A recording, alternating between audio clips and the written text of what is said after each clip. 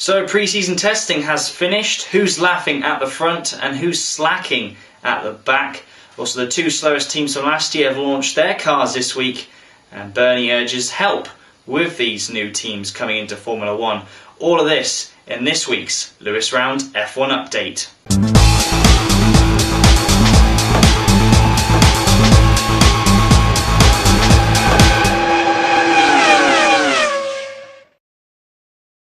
So pre-season testing has drawn to a close. After a total of 12 days and 2 locations, we now draw our attentions to Melbourne for the first race of the 2012 season.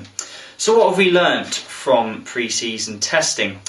Well, it looks like Red Bull and McLaren have got the edge on the rest of the field. Red Bull are the quickest based on race simulations, but it's very clear with the blown diffuser being banned this year that all the teams are a lot closer together.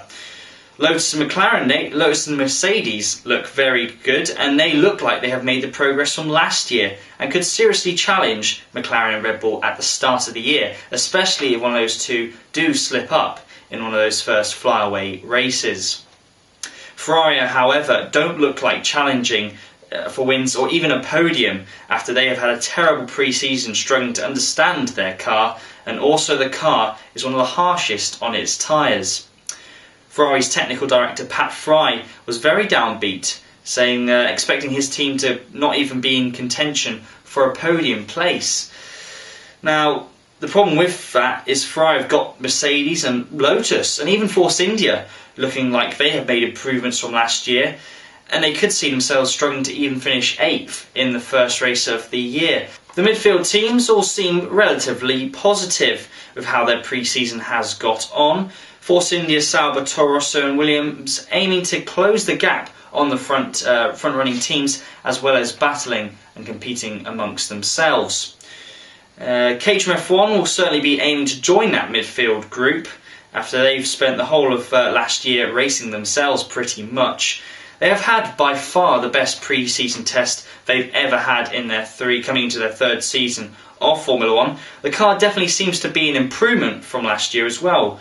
The team are also using KERS, which does give a driver the extra 80 horsepower for 6.7 seconds per lap, and that can give up to anything between 3 to 4 tenths in performance. So that leaves us with the bottom 2 teams from last year, HRT and Marussia F1. Now, both of these teams failed to participate in any pre-season testing, both suffering from failing their crash test, the mandatory crash test, which this year the FI introduced a rule stating you could not test until you had passed every single one, unlike in previous years.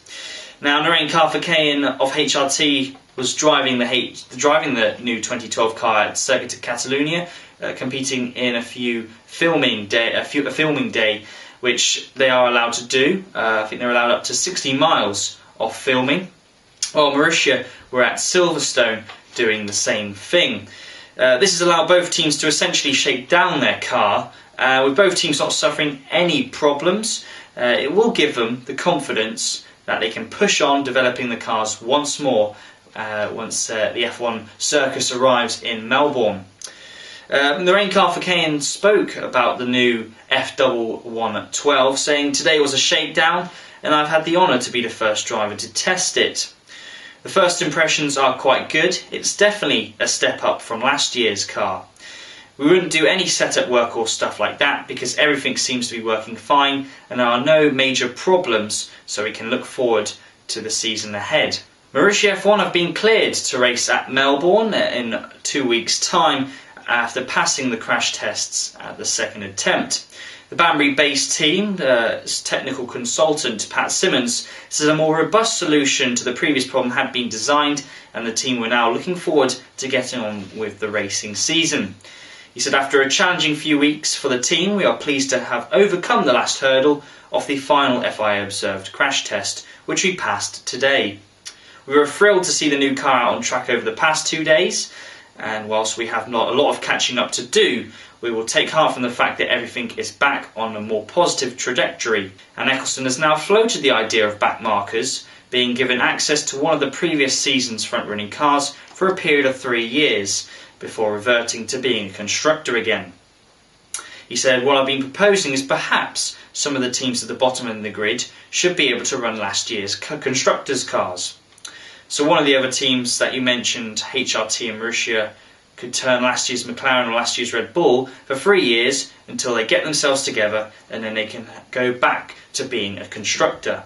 Although I think that this would make the whole field more competitive, I don't believe it would be the right solution for now, or at least for the next few seasons. I think if bottom teams like HRT and Marussia were to have a customer car from a constructor that was a year old for 3 years, and spend it for 3 years, yes, if they're competitive, but if they're beating midfield teams who are constructors as well, and spending a lot of money, much more money in fact, and more effort in making their cars, it doesn't really make sense.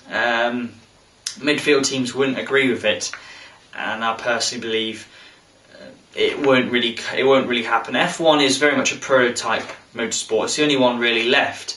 All the other categories run the same cars or different chassis companies to run in a series. This is the only class remaining where everyone builds everything from scratch. You get engine suppliers as well, so I can't see that going, and definitely not in the near future.